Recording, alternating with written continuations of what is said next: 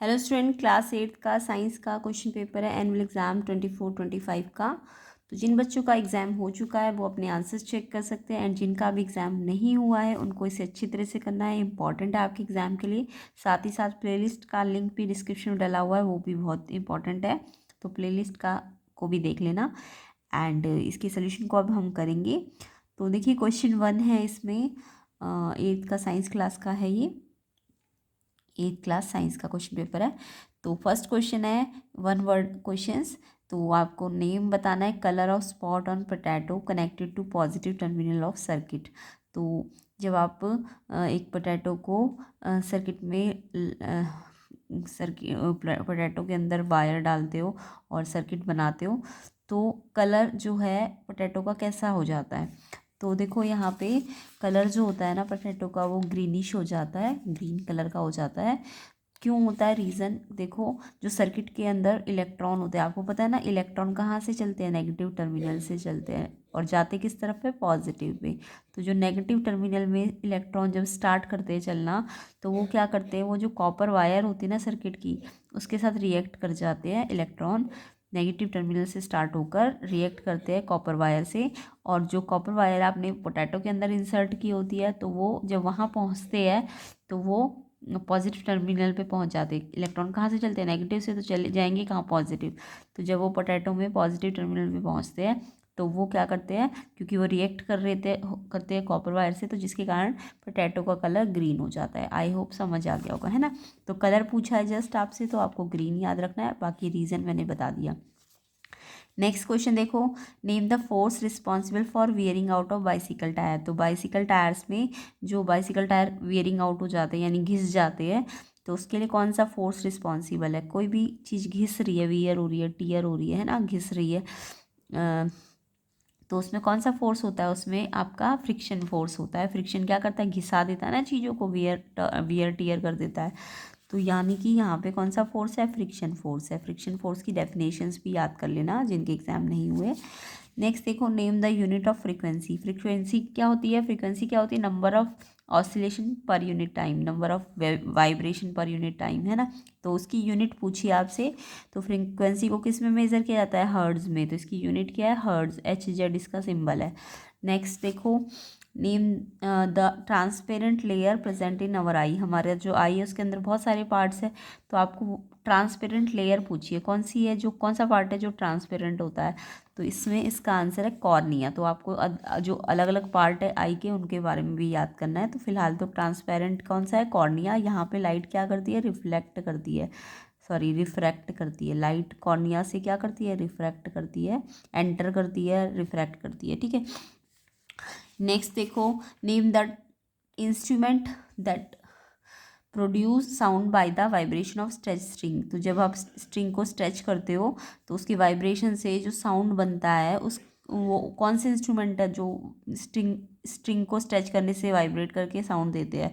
तो इसमें बहुत सारे इंस्ट्रूमेंट्स हैं, जैसे गिटार हो गया, सितार हो गया, वायलिन, ये सब क्या करते हैं, स्ट्रेचिंग करके साउंड देते हैं। नेक्स्ट क्वेश्चन देखो, एक डिवाइस बताना है जो मल्टीपल रिफ्लेक्शन के प्रिंसिपल पे वर्क करता है। तो स्टेथोस्कोप भी हो सकता है, मेगाफोन और भी हो सकते हैं, तो आपको ये याद कर लेना। तो आई होप समझ आ गया होगा। नेक्स्ट क्वेश्चन पे आते हैं, ट्रू फॉल्स है। तो gases exert pressure in all directions. क्या गैसेस सारे डायरेक्शंस पे प्रेशर देती है। तो यस, बिल्कुल ठीक है। क्यों देती है, क्योंकि गैसेस में जो मॉलिक्यूल्स होते हैं वो वाइब्रेट करते हैं रैंडमली। मॉलिक्यूल क्या करते हैं, रैंडम मोशन करते हैं, तो ये इसका रीज़न है। तो क्यों गैसेस में सारे डायरेक्शन में भागते हैं मॉलिक्यूल्स, क्योंकि वो रैंडम मोशन कर रहे होते हैं, तो इसलिए वो सारे डायरेक्शन में प्रेशर एक्सर्ट करते हैं। तो ये ट्रू है आपका स्टेटमेंट। नेक्स्ट है, फ्रीक्वेंसी 20 हर्ट्ज से 20,000 हर्ट्ज तक ऑडिबल साउंड है ह्यूमंस के लिए। यस, ह्यूमंस जो होते हैं ना, वो सिर्फ 20 हर्ट्ज से लेके 20,000 हर्ट्ज को ही सुन सकते हैं। तो ये रेंज है, ऑडिबल रेंज ऐसे कहते हैं, 20 हर्ट्ज से 20,000 हर्ट्ज तक। बिल्कुल ठीक है, ट्रू है ये भी, ठीक है। इस रेंज को हम क्या कहते हैं, ऑडिबल रेंज। नेक्स्ट देखो, acids are poor conductor of electricity. क्या एसिड पुअर कंडक्टर है इलेक्ट्रिसिटी के, नहीं, एसिड तो गुड कंडक्टर होते हैं ना। तो यहाँ करेक्ट भी करना है इस स्टेटमेंट को। तो ये फॉल्स स्टेटमेंट है, यहाँ पुअर की जगह आप इसे गुड करना, acids are good conductor of electricity. तो ये फॉल्स है, तो यहाँ पे गुड कंडक्टर लिखना था, ठीक है। नेक्स्ट देखो, D option, like charges attract each other, क्या लाइक चार्ज अट्रैक्ट करते एक दूसरे को? नहीं, ये भी गलत है। देखो लाइक चार्जेस अट्रैक्ट नहीं करते, ये रिपेल करते हैं। तो फॉल्स है, तो आप लिखना like charges repel each other. ठीक है, तो आई होप समझ आ गया होगा। नेक्स्ट क्वेश्चन पे आते हैं। क्वेश्चन 3 देखेंगे, एजर्शन रीजन्स है। तो एजर्शन रीजन में आप सबको पता है चार ऑप्शंस होते हैं। अब आपको पहले एजर्शन रीजन को देखना है कि वो ट्रू है कि फॉल्स है, देन इन ऑप्शंस में से आंसर ढूंढेंगे हम। तो एजर्शन है हमारा, the voice of man women and children are different. जो मैन होते हैं, वुमेन, चिल्ड्रन, इन सब की वॉइस डिफरेंट होती है। ये आपको पता भी होगा, मैन की आवाज़ थोड़ी भारी होती है, वुमेन की थोड़ी सी सॉफ्ट होती है, चिल्ड्रन की और सॉफ्ट होती है ना। तो इन सब की साउंड वॉइसेस जो होती है डिफरेंट होती है, बिल्कुल ठीक है। तो एजर्शन ठीक है आपका। रीज़न देखो, length of vocal cord different होती है मैन, वुमेन एंड चिल्ड्रन की। यस, ये भी ठीक है। मैन, वुमेन, चिल्ड्रन के जो वोकल कॉर्ड होते हैं उनकी लेंथ कम, किसी की ज़्यादा होती है, किसी की कम होती है। तो बिल्कुल ठीक है।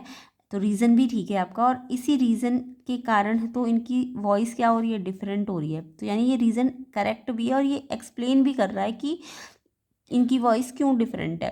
तो इसके वाई का आंसर दे रहा है ये, कि वॉइस जो होती है डिफरेंट क्यों होती है, क्योंकि वोकल कॉर्ड अलग अलग होते हैं इनके। तो एजर्शन रीज़न ठीक भी है आपका, एजर्शन भी ठीक है और रीज़न भी ठीक है। और क्योंकि ये एक्सप्लेन भी कर रहा है इसके वाई को, क्यों होता है इनका वॉइस डिफरेंट, तो जब एक्सप्लेन भी कर रहा हो तो यानी assertion reason true and reason correct explanation, यानी इसका आंसर जो होगा आई वाले का ए ऑप्शन आंसर हो जाएगा। ठीक है, तो यहाँ पे जो आपका थर्ड क्वेश्चन का फर्स्ट पार्ट है उसमें ये दोनों ठीक भी और एक्सप्लेनेशन भी ठीक है, इसलिए जो चार ऑप्शन में से ए ऑप्शन है वो करेक्ट है। नेक्स्ट देखो, नेक्स्ट है आपका एजर्शन है। Next question, we do not sleep when we walk on wet floor.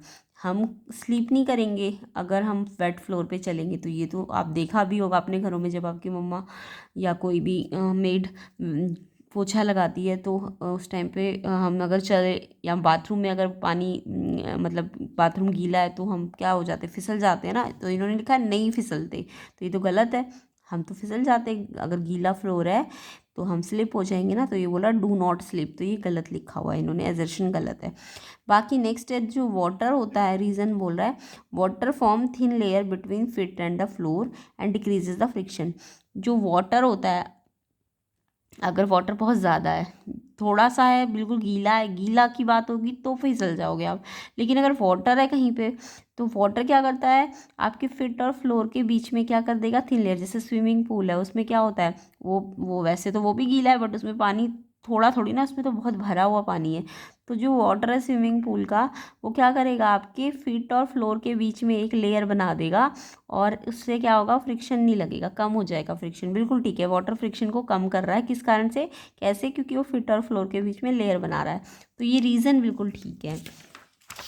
Assertion तो गलत लिखा है बट रीज़न सही है, एजर्शन गलत, रीज़न सही है। अब आप ऑप्शन देखो कौन सा वाला है, एजर्शन फॉल्स है, रीज़न ट्रू है, डी ऑप्शन है इसका आंसर। तो इसका आंसर आपका डी ऑप्शन हो जाएगा। तो इस तरीके से आपको एजर्शन रीजंस करने हैं। नेक्स्ट देखते हैं। तो आई होप आपको ये कंसेप्ट भी समझ आ रहे होंगे। तो ऐसे ही डिटेल वीडियो और कंसेप्ट आपको सीखने को मिलेंगे प्लेलिस्ट के अंदर भी। तो प्लेलिस्ट को ज़रूर चेक कर लेना, लिंक डिस्क्रिप्शन में है। जिनके एग्ज़ाम नहीं हुए उनको और डिटेल में अगर समझना है तो प्लेलिस्ट को ज़रूर चेक करना।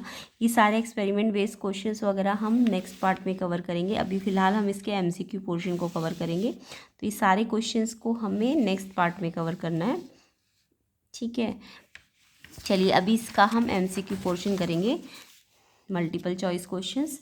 तो और जो बचे हुए क्वेश्चन है वो जो मैंने अभी इससे प्रीवियस में दिखाए हैं आपको, ये सारे चाहे वो एप्लीकेशन बेस्ड हो, कंपेयर वाले हो या एक्सपेरिमेंट वाले हो, वो हम नेक्स्ट पार्ट में करेंगे, एंड क्वेश्चन आंसर्स भी। तो मल्टीपल चॉइस क्वेश्चन को देखेंगे पहले हम। ए ऑप्शन है to lift a brick you have to apply dash force on the brick. तो अगर आपको ब्रिक मतलब ईट को अगर लिफ्ट करना है तो आपको फोर्स कौन सा वाला लगाना पड़ेगा, ब्रिक को। तो आप ब्रिक को कैसे उठाते हो, जब आप अपने हाथ में ब्रिक रखते हो और उसे लिफ्ट करते हो तो आप क्या लगा रहे हो, अपनी मसल्स लगा रहे हो ना। तो उसके लिए आप मस्कुलर फोर्स का यूज़ करते हो। तो इसका आंसर क्या है, मस्कुलर। नेक्स्ट देखो, B option, the normal human eye can see accurately at a distance of. तो जो नॉर्मल ह्यूमन आई है वो किसी भी चीज़ को देखने के लिए उसे कम से कम कितने डिस्टेंस पे रखना पड़ेगा। जैसे बुक पढ़नी है आपको, तो बुक को कम से कम कितने डिस्टेंस पे होना ज़रूरी है, क्योंकि बहुत पास अगर बुक रखोगे बिल्कुल आंखों के सामने तो भी आप नहीं पढ़ पाओगे। तो कम से कम कितना डिस्टेंस होना चाहिए, जिसको हम मिनिमम डिस्टेंस भी बोल सकते हैं। मिनिमम डिस्टेंस कितना होना चाहिए किसी भी चीज़ को पढ़ने के लिए, किसी भी चीज़ को देखने के लिए, या नियर पॉइंट, आँखों का जो नियर पॉइंट है वो कितना होना चाहिए। तो नियर पॉइंट आँखों का 25 सेंटीमीटर होता है, ये याद रखना। ठीक है, तो इसमें मैंने बता दिया पहले का कौन सा फोर्स है। अगर ब्रिक को उठा रहे हैं तो मस्कुलर फोर्स लग रहा है।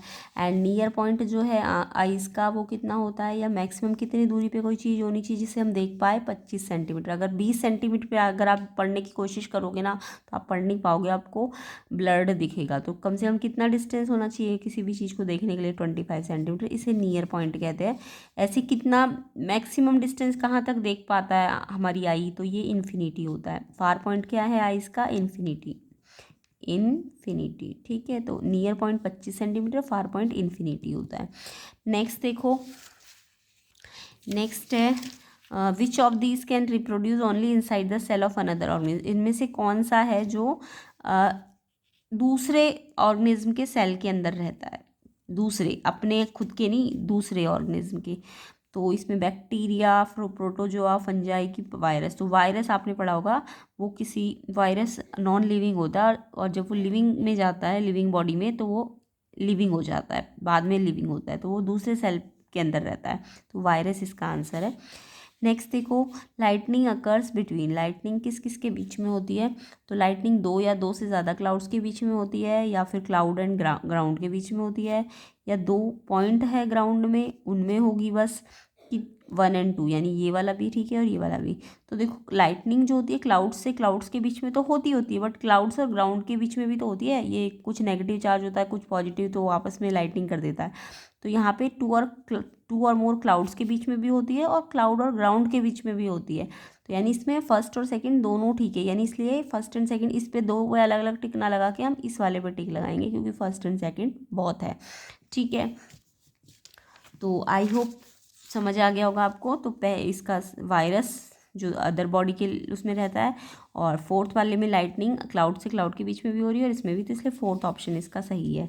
नेक्स्ट देखो, नेक्स्ट है आपका lowest temperature at which a substance catches fire is known as.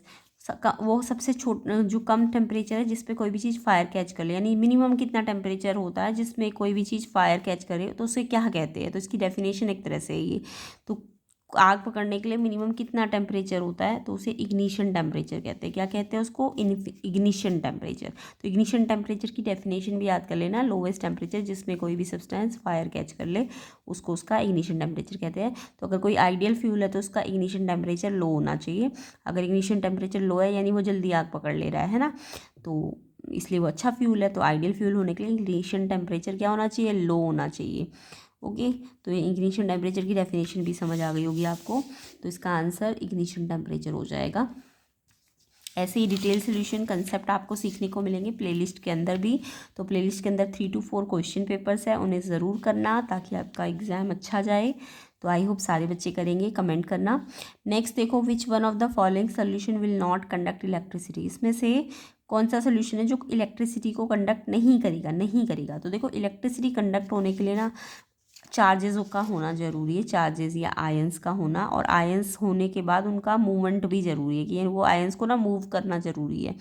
तो अगर लेमन जूस की बात करें तो एसिडिक है, तो एसिड के पास तो चार्जेस होते हैं, तो एसिड तो अच्छे कंडक्टर है ना, तो एसिड ये करेगा इलेक्ट्रिसिटी कंडक्ट। विनेगर भी एक एसिड है, इसके पास भी चार्ज होगा। एसिड जितने भी है वो इलेक्ट्रिसिटी कंडक्ट करेंगे, तो इसमें तो नॉट वाला ढूंढना है। टैप वाटर, जो हमारे नलों में पानी होता है ना, उनके अंदर भी चार्जेस होते हैं, आयंस होते हैं, वो भी इलेक्ट्रिसिटी कंडक्ट। इम्प्योरिटी होती है ना टैप वाटर में भी, तो वो बिल्कुल प्योर थोड़ी ना होता। तो टैप वाटर में भी आयंस होते हैं, इसलिए वो भी इलेक्ट्रिसिटी कंडक्ट करते हैं। बट जो डिस्टिल्ड वाटर होता है बिल्कुल उसमें ना उसमें इम्प्योरिटी नहीं है, बिल्कुल भी डिस्टिल्ड है, वो बिल्कुल प्योर है, तो उसमें कोई इम्प्योरिटी नहीं है, कोई आयन ही नहीं है। तो जब कोई आयन ही नहीं है तो इलेक्ट्रिसिटी कंडक्ट होने के लिए तो आयन का मूव होना ज़रूरी है ना, आयन होने, चार्जेस होने ज़रूरी है। तो इसके पास तो कोई आयन ही नहीं है, कोई चार्ज ही नहीं है, तो ये इलेक्ट्रिसिटी कंडक्ट नहीं करेगा। तो ये वाला आंसर इसका है कि जो इलेक्ट्रिसिटी कंडक्ट नहीं करेगा, डिस्टिल्ड वाटर। तो इसका मैंने रीज़न भी बता दिया कि डिस्टिल्ड वाटर कंडक्ट क्यों नहीं करेगा इलेक्ट्रिसिटी, क्योंकि इसके पास कोई चार्जेस या आयंस प्रेजेंट नहीं होते हैं, ये प्योर होता है पानी, इसमें कोई चार्जेस, कोई इम्प्योरिटी नहीं होती। नेक्स्ट देखो, तो इसका आंसर डिस्टिल्ड वाटर है। Visually impaired people can read and right using, तो ये तो आप बचपन से करते आ रहे हैं। जो भी विजुअली इम्पेयर्ड लोग होते हैं, ब्लाइंड लोग होते हैं, अंधे लोग होते हैं, वो कौन सा सिस्टम यूज़ करते हैं पढ़ने के लिए? Braille system. क्या है इसमें? Braille system. ठीक है, नेक्स्ट देखो, part of I which control the amount of light entering is called. तो आई का वो कौन सा पार्ट है जो अमाउंट ऑफ लाइट को कंट्रोल करेगा कि कितना लाइट आँख के अंदर आए, कितना मतलब कितना आ सकती है अंदर। तो ये है लाइट को अगर कंट्रोल करना है तो उसके लिए आयरिश होता है। आयरिश क्या करता है? लाइट के अमाउंट को कंट्रोल करता है। और अगर हम प्यूपिल की बात करें तो आयरिश प्यूपिल का काम भी कंट्रोल ही करना होता है, बट वो किसकी हेल्प से करता है? आयरिश की हेल्प से करता है। तो आयरिश वो पार्ट है जो अमाउंट ऑफ लाइट को कंट्रोल करता है। कॉर्निया में लाइट की जो कॉर्निया वो पार्ट है जो इमेज बनाता है, सॉरी इमेज रेटिना बनाता है। इमेज तो रेटिना बनती है, और कॉर्निया में अभी मैंने बताया था ना, लाइट रिफ्रैक्ट करती है, एंटर करती है, लाइट एंटर करती है कॉर्निया में, इमेज बनती है रेटिना में। और लेंस फोकल लेंथ को कम या ज़्यादा करता है मसल्स की हेल्प से, सिलियरी मसल की हेल्प से। तो फिलहाल तो आंसर है control the amount of light, Irish. ठीक है, तो आयरिश इसका आंसर है, एंड इसका वाला ब्रेल सिस्टम है। नेक्स्ट देखो, नेक्स्ट है which of the following is the least. सबसे कम क्या है? सबसे कम कौन सा है? स्टैटिक फ्रिक्शन होता है, स्लाइडिंग फ्रिक्शन होता है, रोलिंग फ्रिक्शन होता है, कि फ्लूइड फ्रिक्शन होता है? तो सबसे कम फ्रिक्शन जो होता है वो आपका रोलिंग फ्रिक्शन होता है। रोलिंग में जब आप रोल करते हो कोई भी चीज़ तो वो फ्रिक्शन नहीं उसमें, मतलब वो जल्दी रोल हो जाती है ना, जल्दी चली जाती है, तो रोलिंग फ्रिक्शन सबसे कम होता है। नेक्स्ट देखो, लाउडनेस किसी भी साउंड की किससे पता चलती है? लाउडनेस पिच से पता चलती है, फ्रीक्वेंसी से, एम्पलीट्यूड से, कि टाइम पीरियड से? तो लाउडनेस, जब भी कोई साउंड लाउड होता है, लाउड, तो उसका एम्पलीट्यूड ज़्यादा होता है। तो लाउडनेस किससे पता चलती है? एम्पलीट्यूड से। तो ये याद रखना आप, एम्पलीट्यूड से लाउडनेस। लाउडनेस किस क्या बताती है? एम्पलीट्यूड को। और एक होता है पिच, पिच बताती है फ्रीक्वेंसी को, तो ये भी पूछ सकते हैं। तो ये आई होप सबको समझ आ गया होगा। ऐसे ही डिटेल सोल्यूशन कंसेप्ट आपको सीखने को मिलेंगे प्लेलिस्ट के अंदर भी। तो प्लेलिस्ट के PYQ उसको ज़रूर चेक कर लेना, लिंक डिस्क्रिप्शन में है। इसका जो बचा हुआ पार्ट है ये वाला सारा हम नेक्स्ट पार्ट में कवर कर लेंगे, जिसके लिए आपको वीडियो को ज़्यादा से ज़्यादा शेयर करना है। कम से कम 1000 लाइक्स जल्दी जल्दी दे दो, ताकि मैं इसके बचे हुए पार्ट्स को भी करा सकूं, एंड अदर इंपॉर्टेंट क्वेश्चंस को भी करा देंगे। तो वीडियो को ज़्यादा से ज़्यादा शेयर कर देना, लाइक कर देना, और चैनल में नए हो तो सब्सक्राइब ज़रूर करना, एंड अच्छी तरह से इसे भी समझना और प्लेलिस्ट को भी चेक कर लेना।